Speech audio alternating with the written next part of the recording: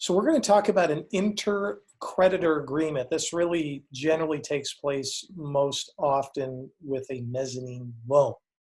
So an actual intercreditor agreement is a contract between two different creditors, and the agreement comes into effect when the borrower has two or more lenders. Okay, that's when it manifests itself.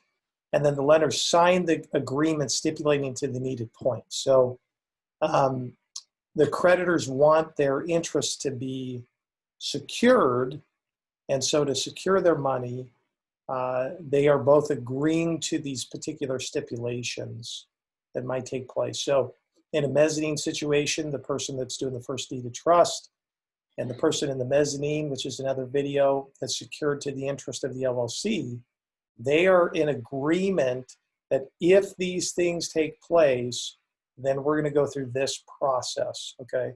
So here's a couple things that it includes. Limits the payment of the borrowers to junior lenders.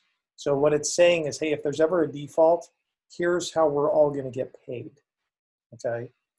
Provision for the buyout right. So for them to buy out the partners in a default, there are certain provisions that have to take place.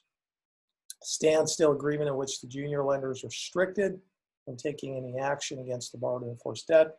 So that is protecting the first deed of trust lender from the mezzanine lender doing anything that would prohibit or cause any issues. And then in certain cases, the borrower is the party to the agreement. So again, this just is a contract between the, generally the primary first deed of trust lender, the mezzanine lender, to secure both parties' interests in the case of default that takes place, so that they're not at odds with one another, but they're in agreement. These are the things that have to take place in order for us to have success. So that is an intercreditor agreement that generally manifests itself with a mezzanine loan.